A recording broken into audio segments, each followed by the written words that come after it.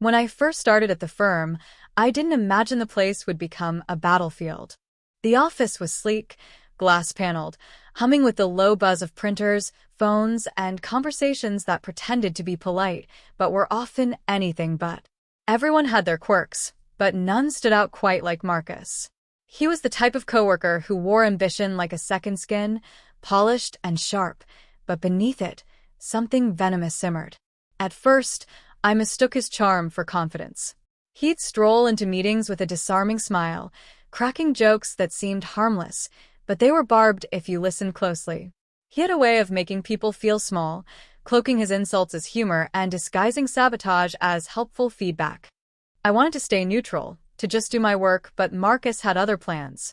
It began subtly, my reports going missing from the shared drive, deadlines shifting mysteriously, clients receiving emails that supposedly came from me but were riddled with mistakes. I knew my work was clean, yet somehow errors kept cropping up in my files. When I approached IT, they shrugged. Nothing unusual showed on the logs. Then came the meetings where Marcus would accidentally beat me to presenting my own ideas, slipping them into his slides as though they were his original thoughts. The real tipping point came during a quarterly review. I had been working for weeks on a project that was meant to showcase my growth, streamlining a client's complicated supply chain model. The night before the review, I stayed late to polish every detail. But when I opened my file the next morning, the entire document was scrambled, numbers transposed, formulas corrupted. My work was ruined. Marcus sat 2 chairs away during the meeting, lips curved in the faintest smirk while my boss tore into me for being careless. That was the moment I knew this wasn't incompetence or coincidence. This was war. I could have gone to HR, but Marcus had carefully cultivated his image. He was the golden boy, the one with the easy laugh, the one managers wanted on their side. Complaining would make me look like a sore loser. So, I decided on something else. The first step was patience. I started documenting everything, every file I worked on, every strange email, every discrepancy. I backed up my data onto private drives, hidden folders Marcus couldn't reach. I mirrored my emails, blind copying myself, so I had proof of what I had and hadn't sent.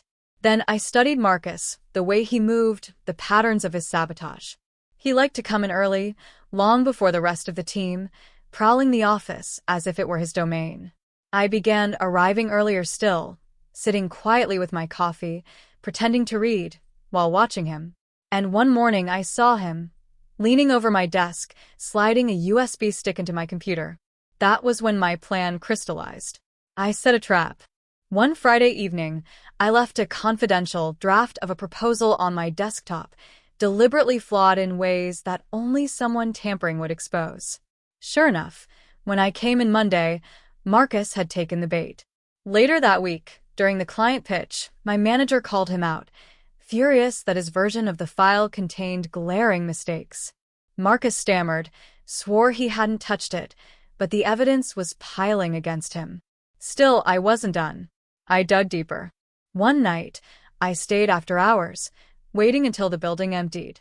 I checked the shared system logs, tracing back the edits made under my credentials. They all originated from Marcus's workstation. I copied every record, neatly arranged them into a report, and sent it, not to HR, but to our director, the one person Marcus hadn't charmed.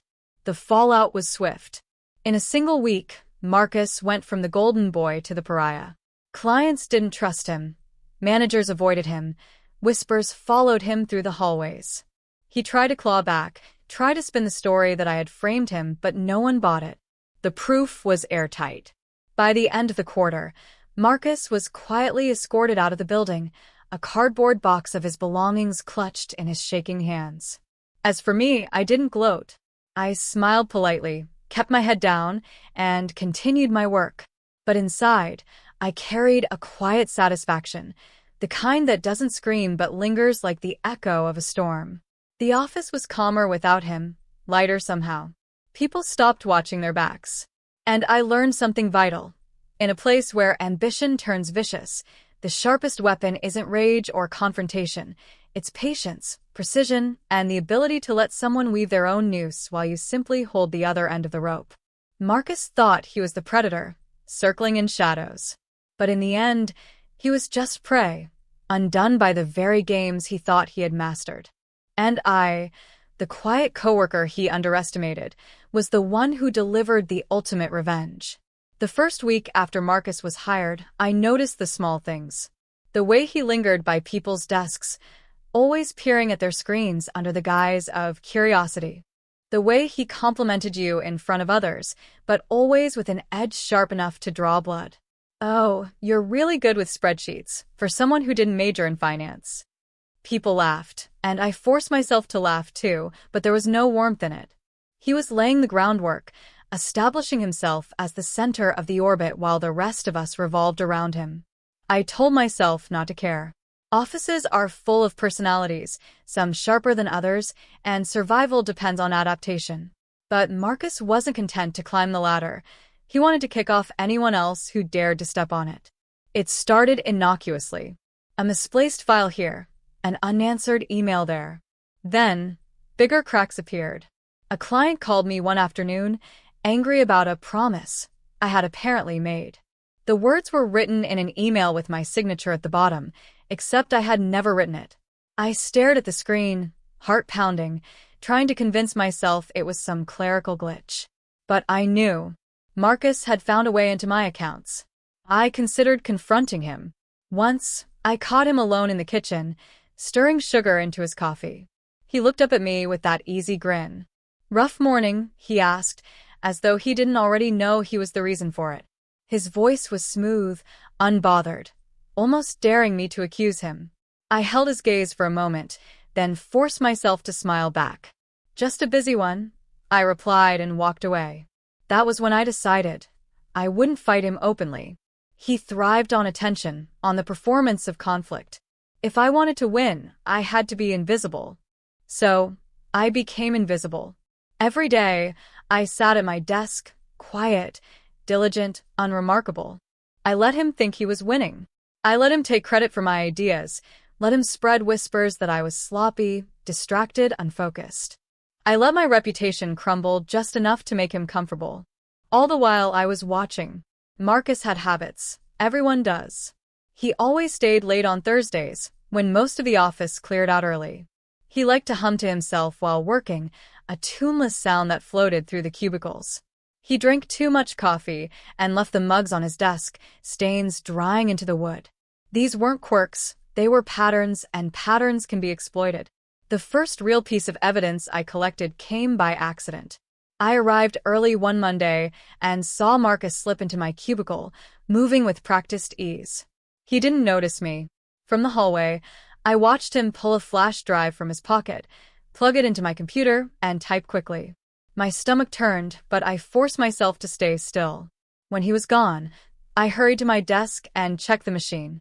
The drive had left behind a trail of access logs, a breadcrumb path leading straight back to him. I copied everything. That was only the beginning. I set up decoys, documents with small, deliberate flaws, proposals with misleading figures. Each time Marcus borrowed one, I tracked it. When those flaws appeared in meetings, he looked careless. My colleagues began to frown, whisper, question. The golden boy's shine was beginning to tarnish, but still, I waited. I wanted him to hang himself with a noose, so tight there would be no wriggling free. The climax came on a night thick with rain. I stayed late, pretending to struggle with a report. Marcus lingered too, humming that same tuneless hum. I pretended to leave, coat on, bag slung over my shoulder, but instead, I slipped into a darkened conference room with a view of my desk. I waited. 10 minutes later, he moved. Like a shadow, he glided to my computer, slipped in his flash drive, and began typing. The glow of the screen lit his face, hard and focused. I filmed the entire thing. The next morning, I packaged everything. The footage, the access logs, the altered documents, the emails that had supposedly come from me, but in fact originated from his IP address. I wrote a clean, precise report, stripped of emotion, the way Marcus had stripped me of dignity in those meetings. Then I sent it to the director. The office was never the same after that. I'll never forget the look on Marcus's face when security came for him. He tried to laugh it off, to charm them as he had charmed everyone else, but no one was laughing anymore. His desk was emptied in silence. He didn't even glance at me as he left, though I felt his hate burning the side of my face like a brand. Life went on. Promotions came, projects multiplied, clients trusted me again. But the quiet was different. I found myself glancing at my screen more often, double-checking files, triple-checking passwords. Victory has a strange aftertaste. It's sweet, yes, but also laced with unease. Marcus was gone, but the memory of him lingered, a reminder that some predators wear smiles sharper than knives. And sometimes, late at night, when I'm the last one in the office, I hear it again, the faint, tuneless hum. I tell myself it's just the air vent, just my imagination. But still, I keep watching.